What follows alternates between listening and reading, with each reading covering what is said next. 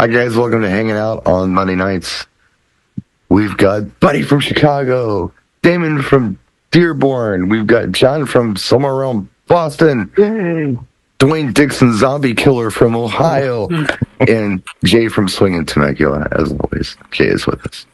Yeah. So I did a tag team homecoming event on Saturday, and I was kind of trying to figure out how much I put into as far as time getting there and back and mileage. That was a 320-mile round trip for the homecoming that I did. Does that seem excessive? When do you charge travel? After an hour. So My if you home do base, I'm figuring 20 miles, but it takes you an hour? Or Pardon? you do it by as the crow flies? I figure if I can get there within the hour, it's home base. I kind of know my area. If I'm going into Illinois, it's not home base anymore. And that's just 80 miles away, but that's kind of different terrain. That's toll roads, and that's unfamiliarity, a lot of traffic. But here, I'll go north an hour, I'll go southwest an hour, I'll go west an hour, and it's home base as far as I'm concerned. Within, let's just say 50-ish miles. But once I get beyond that, it's travel. I did 75 for about a month, and I got a call from somebody who I said, "Oh, that's travel." They're like, "What's travel?" I'm like, "Anything over 75." And they sent back screenshot of, "No, it's only 68 miles." And I'm like, I did the same thing, and I screenshot, sent it back. I said, No, Google Maps gives it as the crow flies. Yeah. Like in a straight line, it's 68 miles. But if you look at driving directions, it's like 80 miles. Right. Oh, well, I'd like to go by the 68.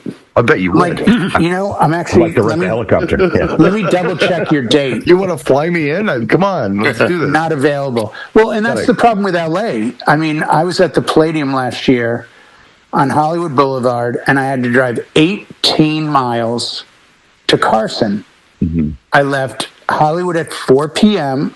on a Wednesday, and I got to Carson at 6:10, and I had gone 18 miles, but it took me 2 hours and 10 minutes. Oh, it's a nightmare. What the hell? So if you're in Hollywood or LA, and I've been here 21 years, it's been that way. It's a running joke.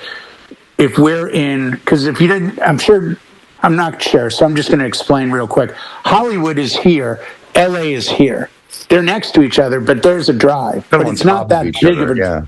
Yeah, it's not that big. You see LA from Hollywood and vice versa. Mm-hmm.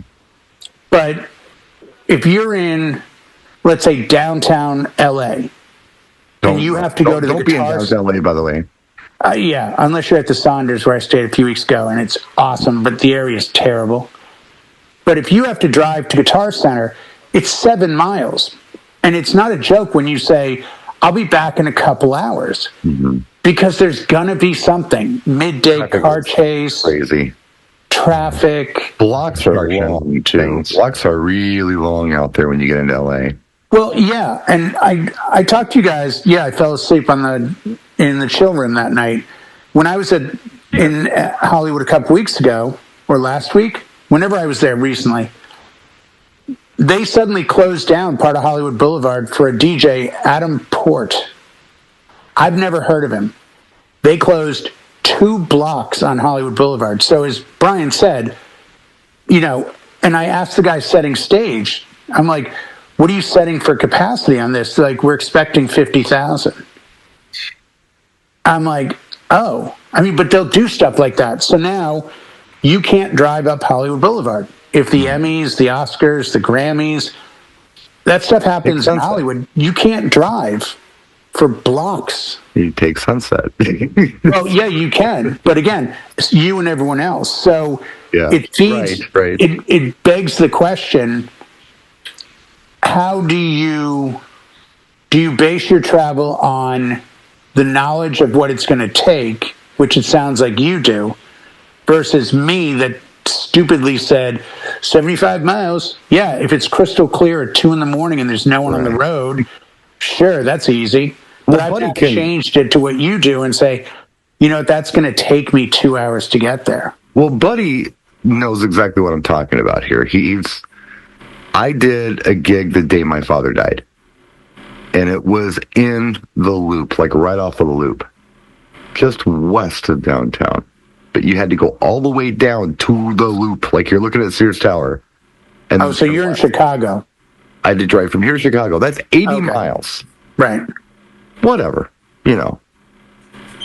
I left at 11 o'clock in the morning. I got to the hall in a parking spot at 7:30 at night because traffic was that bad. No, that's a cancel. It's like No, thank you. It's like Pass that. it. It's like being in Bangkok. It's insanity. Yeah, that's yeah. Well, Buddy doesn't even work downtown much, right? I was just at the Rookery building, which is on Adams, which is in the Loop, about 3-4 blocks west of the lake. And the Eisenhower Expressway was all jacked up. So for me, from the Western Burbs, one of the ways going downtown is the Eisenhower I-290. It dumps into downtown Chicago, goes underneath the old post office, and Right. comes out. Between basically 294, 290 interchange to just past Harlem, it was stop and go traffic. So if I look at a map, from my house to downtown Chicago is basically 38 miles due east. Okay. Technically, it should take me maybe an hour to get there because traffic lights. If I go right down the Ruger Road, it took us. And we left early. It took us an hour and 40 minutes, 30 minutes to get downtown. Not terribly bad, though. That's not terribly bad. No, but again, I'm coming, way closer than you are from Milwaukee, right? And you're coming down to, 94 into. Yeah, I'm on the Edens into, when you hit the Kennedy and the Kennedy is all screwed up, and this is one of the things being local, so you understand traffic and stuff. And one of the things when I look at when someone asks if we're available for a wedding is I look where the venue is at.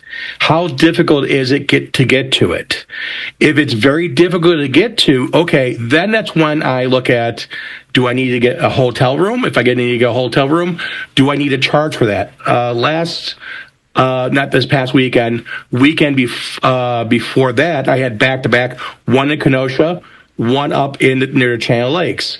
And the map, from one location to the other location is a 20-minute ride. And we stayed at a hotel up in Gurnee. From my house to the first venue is 70 miles roughly, and it's an hour and 30 minutes.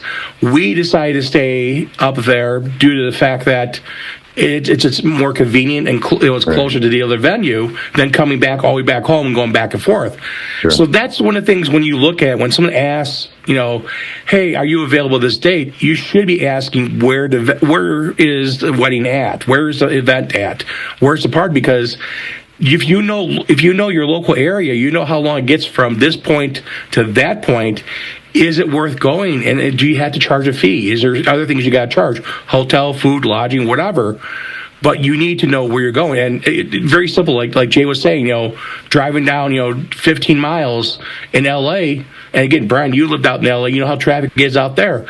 I don't know who's worse, us or L.A. But I was a baby your in LA. story But coming out from there, Milwaukee down? Terrible traffic, yeah. But you were driving at 8, so yeah. And the other thing I see is our sponsors, Brian. Oh yeah, those guys. Sponsors. DJ Event Planner. DJ Event Planner is sponsoring this show for better or for worse. So we need to thank DJ Event Planner while we're still ahead for being one of our channel sponsors. So thank you very much. Check them out in the description of this video below on YouTube. You had mentioned how difficult is it to get to the venue? I think another thing to probably add on to that is how difficult is it to load into the venue? And then how difficult is it to park? I'll make a long story short. I got a call yesterday from a local DJ friend of mine.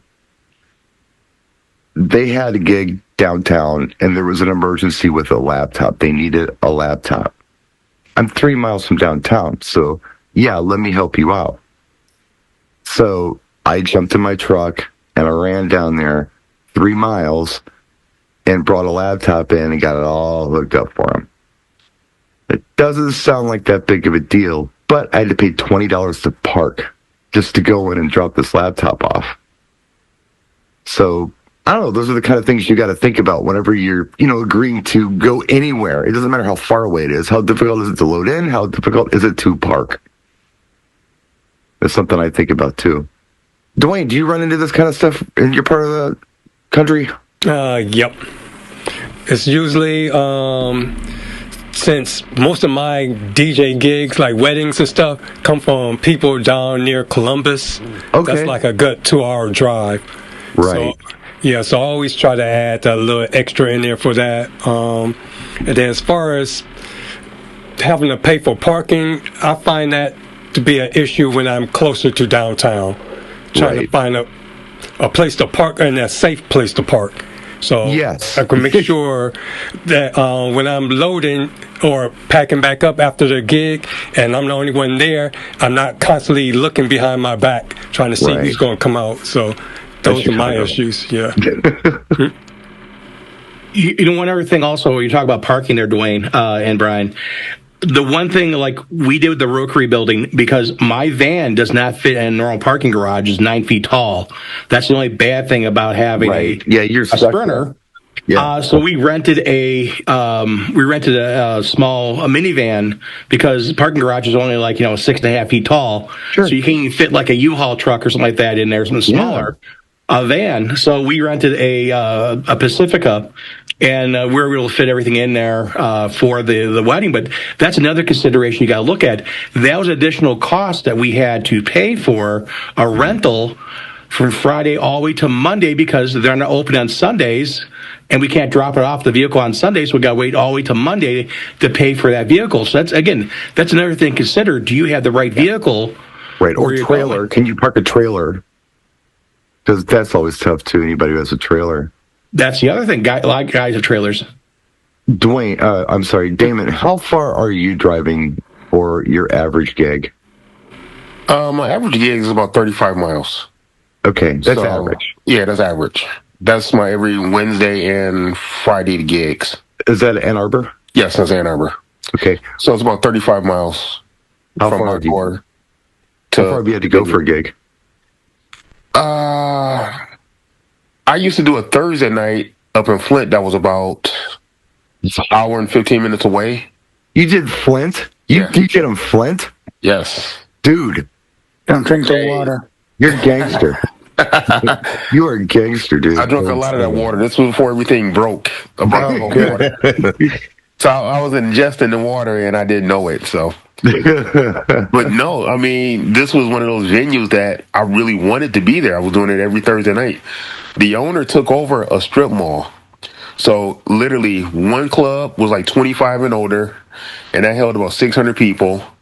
The middle section was 18 and up, and that was where he did the concerts and stuff. But on Thursday nights, it was just 18 and up, and that held 1,100 people. And then the corner section was the country bar. And that held about 600 people.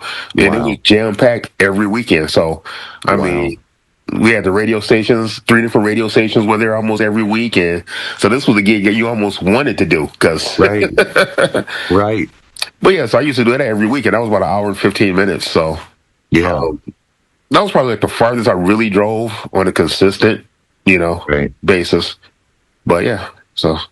What about you, John? What's going on in the Boston area? How far away? I mean, obviously, you've got the remote gigs that you drive to Connecticut for, or upstate New York for, or whatever, but on your average, what's going on for you? Well, I'm the local. On the last, 3-day recap, we did a wedding on Saturday that was 30 miles from me.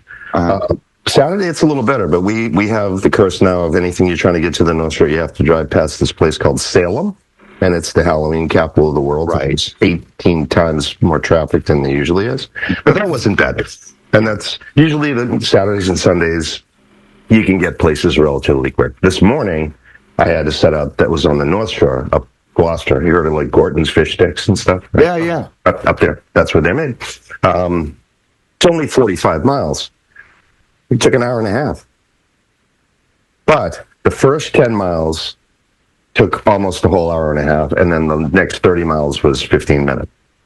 Right. Getting through the city. I got to get north of all the everything. Morning commutes are terrible, and nighttime commutes are terrible. So got to look at construction and sporting events. Well, that's it. And a lot of times, Brewers games. If we know it's an early start and it's just a matter of getting a body there, we'll try to get in and set up the day ahead if they'll let us. Right. If it's some sort of corporate thing, we just need mics and a screen and whatever. It's a killer. But let us set it on the Sunday night when you have nothing going on. Then all we have to worry about is just getting there, because the traffic can sometimes turn on you out here. But I'm probably about the same as you guys. I mean, 70, 80 miles. It depends in which direction.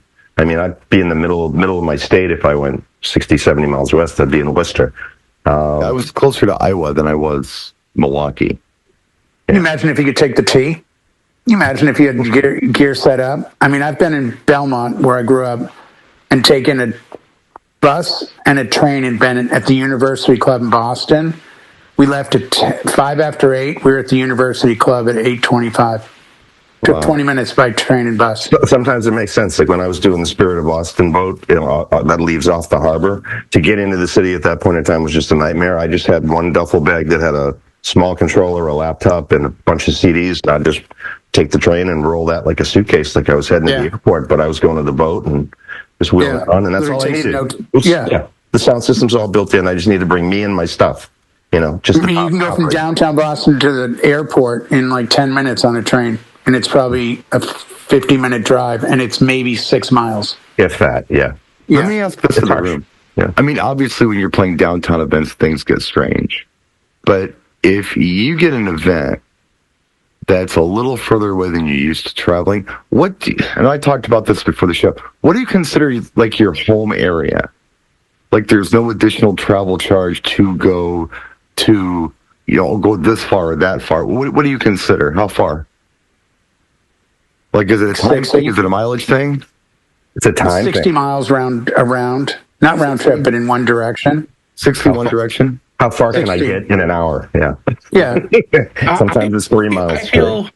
I feel that it's not just time and distance, how difficult it is to get to a place. Because I can go west pretty far, and I have gone pretty far west to like Dixon, Illinois, which is... You're almost Iowa, kind of like you. Right. It's easier to go there than it is to go downtown Chicago east or I guess what I was trying to get at, Indiana. I guess what I was trying to get at is a question Jay asked before the show, and I thought it was a great one. At what point do you add on travel? How is it a time?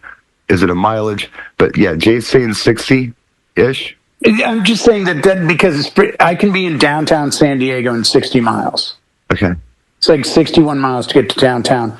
Yeah. And at first I thought moving here, I didn't want to cut myself out of gigs by being I don't travel to. Mm-hmm. Once I hear Orange County, I'm like, okay, that's going to be 50 miles.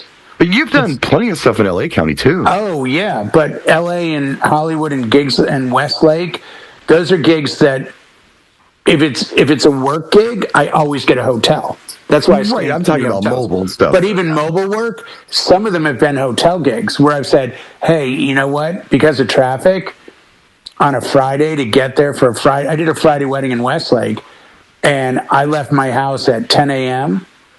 and my gig ran 5 to midnight, 7 hours. I got there at like 2. I mean, it was just mayhem. And the worst part for me, and I'm sure it's the same for all of you, I don't care about driving and I don't care about traffic. I care about the fear and the nervousness that hits you of what if. There was a fire that closed the 15 freeway, which takes you north and south from the border of Mexico to Vegas, to Salt Lake City. And I had to put out a 911 on Facebook and go, according to MapQuest or according to Google Maps, I'm not going to be at my gig for an hour and a half. I have a ceremony that starts in an hour and a half, and I'm responsible just for the microphone. Is there anyone that can help? And a DJ got back to me and said, how much? And I ended up paying him like $250 to bring a mic out for a ceremony. And I was half okay with it because I'm like, he helped me out. He did me a solid. And then afterwards, I'm like, no, he should have done it for free. And then I'm like, no, because he gave up his whole day. Something else could have come up. But you know those emergency exits on the freeway that say only emergency vehicles? I ended up driving up the medium of the freeway, cutting off probably a quarter mile of cars, dipping through that, and then going north to get on another road to get to my gig. The client had no clue. I got there after the ceremony. And Well, let me frame the question a little different. You know, but that was an emergency. Sure. So I'll just tell you, I gassed up before I left the neighborhood on Saturday, full tank of gas. And I didn't go anywhere yesterday except downtown and back, which is 6 miles. I gassed up the car today, or the truck today, and it was $50 in gas. So it cost me $50. Without talking about my time or the wear and tear on my vehicle, $50 cash out of my pocket just to get to and from the gig. No toll roads, buddy. We don't have those here because, you know, we just don't. But yeah, $50 out of pocket. I mean, isn't that part of wear and tear plus that's your time. built into your cost, though? Well, it should be, I guess. But I mean, you can build in, you know, whatever, $20 into your cost if you want to. If you figure, you know, okay, everything's like an hour away or whatever, but when you're going further, it's going to cost more. So it's not built into your cost anymore. I lent a mic to a DJ the other night. I didn't know this. He pulls up at my house and I hear that. And if you guys own one, good for you. I hate it. That freaking the Rapture noise those stupid electric cars make. I'm out in front of my house at 11:30 and I hear this woo. My house is now haunted. I'm like, oh my God, it's happening. Jesus has come. And no, it's my buddy Andy pulling up in his brand new Hyundai Ioniq or whatever. And I'm like, God, that noise is a thing. I go, when'd you get this? He goes, I just got it. It fits all my gear, yada, yada, yada. Well, I mean, it costs him nothing now to go to gigs. He doesn't care. It costs them something. I mean, it does cost him, but in comparison to and by the way, you know, everyone has a choice. You like Suburbans. You choose Suburbans. You drive Suburbans. Everything you own is a V8. Okay, still a V8. The pickup, and full disclosure, I had the fully TX rig, so I needed a little bit of cargo capacity. I don't know that a minivan would have been real kind with the EKX rig and everything else I had in there. I would the truck. I'm going to stand by this statement. I could fit more in a no-seat minivan than you can fit in a pickup. Fit and haul are two different things. It's how it carries with weight. The minivan? Yeah, but I'm not bringing my normal system. I just told you I'm bringing an EKX rig. So two 15-inch subs. Two tops, two subs. Yeah, I wouldn't have a problem loading that. Plus everything else. Right. And it's kind of over the axle and behind the axle. So, yeah, I mean, the truck rode different on the way there and back. If I had an empty load... What do they weigh? Is this... I don't know, but it's over the axle. You can tell when you're driving. I got brand new shocks in that thing. And you can feel the load back there when you're driving. It's different than throwing Evolve 30Ms back there. It's very different. So it's considerably more weight. I mean, I can pick them up and carry them. It's probably only a couple 100 pounds, but it makes a difference back there. Yeah, I mean, I think you could carry them all in a minivan, though, and you'd be fine. I'm sure you could. But I'm saying... I'm bad for not having one. No. You're not bad for not having one, but you can't bitch about spending $50 on gas on vehicles you choose to drive. I'm not bitching about anything. I'm just telling you what it costs me. So, quick question. That's in the house right next door. Quick question talking about fuel, and again, electric vehicles aside. Who here goes a day before or a day or two before a gig and make sure their vehicle's filled up with fuel before the gig? Jay does. I do. That's one of the things that I see a lot of DJs get tripped up on that. Is day of, they're already running late already because whatever reason why, Right. and they're stopping at the gas station getting gas or getting diesel or getting whatever. And I just don't want to be late for anything. So I always go a day or two day or two before and then fill it up. So that way when I leave for my event, whatever time I leave at, like this weekend, I'm at the same venue way up north. I'm almost to Wisconsin, basically, yet again. It's 51 miles each way to go to the venue, so it's over 4 miles a day, which I'm not worried about. I'll go through like probably half a tank of fuel going back and forth for 2 days for 2 weddings. But it's one of the things that my van right now is full because I filled it up from this past weekend's wedding. Yeah. And made sure of that. And it's just one of the things that, being prepared for that when you said, how difficult, how the distance, load in, that's another thing you should think about is that if I'm going any kind of distance, if I'm going a block or two away, that's one thing. If I'm going, a distance, is making sure that I'm prepared for that distance. Do I need to have water with me? Do I need a snack? Do I need, do I need to bring anything? Yeah. Those things like that are the important stuff, but also making sure you have fuel beforehand. Yeah. But think about the return trip. The return trip, too. I don't want to get out of the gig at 11 with a quarter of the tank in a strange town, and I don't know what's open to get on the highway. It's like 60 miles to home, and my fuel read says I got, 52 miles left. I'm like, ooh, that's close. Yeah, there was one gas station open. I mean, it was probably, I think it was a little over 60 miles from the town I left to getting into the capital city.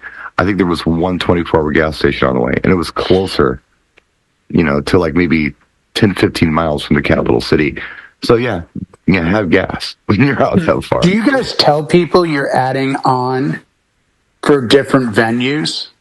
Like if your price is $1,000, I'm making this up, and they say, "Hey, we're getting married at the Hilton." Great, it's $1,000. And then the next person calls and says, "Hey, we're getting married at this organic farm thing," and you go, "Yeah, that's $1,250." Do you physically add? I know you've got all your not buddy, but because you got everything out and itemized and all that. No, that doesn't help my argument. There are venues around here where I add money the second I hear the name. Yeah, I do the same thing. The safari park, because the safari park will only let you in if you show up in the lower parking lot and then put all of your gear in their truck, and they drive it into the property because of commercial. That's and if you have commercial, if you have commercial car insurance, they won't honor it. I see you shaking your head, buddy. They will tell you, you are moving it into our van. I have commercial insurance on mine. We don't care. But I can drive. No, you can't. It is 100% absolute. No one drives on, to the point that more people don't work there now than do because of that. Because it is horrific to unload a van or truck or anything, drive a mile, unload again, then load, then unload again into your van or truck, then unload again. It's insanity. There's a venue in there's a couple of venues. There's one of the venues in Rockford I can think of, the Standard, which is an old screw factory, and to get to the elevator is a flight of concrete stairs that's like 6 stairs up, 6 stairs down. So you get to carry everything in.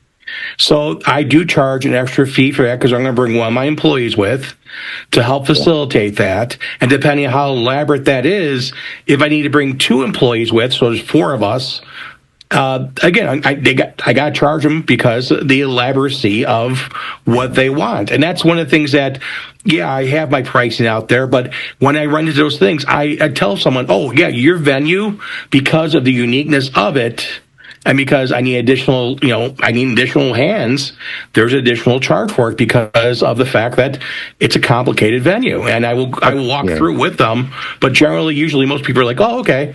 It's not a cheap venue, so they're not like, "Oh my God, you're going to charge me an extra $500 or $1,000." or whatever the cost may be, it's one of the things that if you're upfront with people and you explain to them, like this park, I need to put myself onto their vehicle, and they need to bring me in on their vehicle. So it takes time, it takes labor, it takes this. I need to do that. Especially venues ask for special insurance or special riders on the insurance that cost you extra money. I just ran into that for the Rookery building, an additional fee. Again, it wasn't a huge fee, but when I originally did the bid for the couple, I had that in my mind because I knew that there's additional charge for a lot of those buildings downtown. And I knew in foresight, I said, okay, because of the fact that there's the difficulty with the building and stuff like that, there's additional charge. I said, no problem. They charge you a fee for the insurance? My insurance company charged me a fee for them to be additionally insured. Your insurance company, if you add additionally insured on your policy for one day at a venue, your policy charges? Yeah, Illinois does that. Oh, California doesn't. Different show, guys. Yeah, no, it's free. I can get really knee deep in insurance very quickly. Yeah, different show. No, it's just the traveling. It was fine. I didn't mind doing it. I kind of got lost in my own head and I was listening to the cool tunes. The other thing I will bring up, the last thing I'll bring up on this one, which really doesn't have anything to do with anything except that I got to pick on Jay on this because it's fun. It's fun to pick on Jay. I like to pick on Jay. What are you going to bitch about now? I'm going to bitch about this. Jay is pro stream. He's big time pro stream. He's big time downloading at events and all this kind of stuff. And I had a 20-mile stretch on my way to this event with no internet. And I know this because I stream XM on my phone, and I got nothing. Yeah, scary. So not every place in Southern California. Not everyone can just do this all the time. The bride last night, my wedding.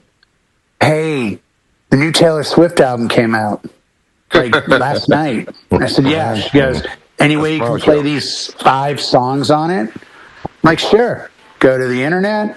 Go to the coordinator. Hey, what's the password for the Wi-Fi? Here's the password. Great. Start playing the, what is it, Life of a Showgirl or something. Walk about 20 feet away and I hear the song stop and start, stop and start. And I see the bride and groom look at the rig next to him and I'm over there. So I come kind of running back and I go, wow, maybe my computer doesn't like Taylor. Let's look into this. But like you said, thank God, I then hotspotted my phone. And played the rest of Taylor. Well, you know, and that's probably another show, but it's a hassle. Yeah, I've got a gig this Friday. They just sent me 130 songs I don't own on a Spotify playlist. I have several choices. I can now go spend about $200 and buy all those songs that I don't have to begin with, so I've never played them. Or I can convert them into my Tidal account, which I pay $20 a month for. And I can play them through Tidal in Serato, and I'm good to go. And I've already thought about that when I get to the gig. I asked my son tonight, as a matter of fact, have you had a problem with your phone in this complex because his girlfriend lives there? And he goes, no. Why? I said, I'm doing a gig there Friday night from 5 to 9. I need to be able to get on the internet because I'm not going to sit down tonight and buy 130 songs. So, yeah, I am more pro than negative on streaming. We just don't have it everywhere. Yeah. It's funny because when we asked DJs at DJX about streaming, it was one of the questions we asked 8 random mobile DJs. All 8 said no. I was the only one that said I do streaming at gigs. They all said no to it. So anyone who's watching, just know that Southern California has exceptionally good internet, like high-speed downloads.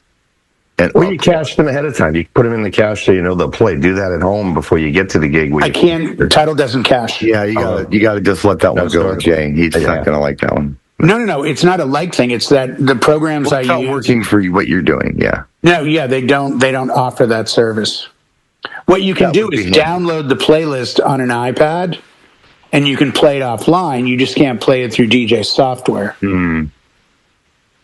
But even though now I think DJ by algorithm now, you use DJ all the time, right, Brian? That after announcement, I think they're working with Spotify again, aren't they? I don't know. I'm not streaming anything. I'll put all the tracks on there. And what's nice about that too, quite frankly, is if somebody asks for something that I really don't want to play at the event, I can just say I don't have it. And I'm fine with that. It's the pre-event. Like 90% of my brides and grooms are giving me a Spotify list going, here. And I have to then explain to them, oh, let me see if this what I have. Oh, what do you mean?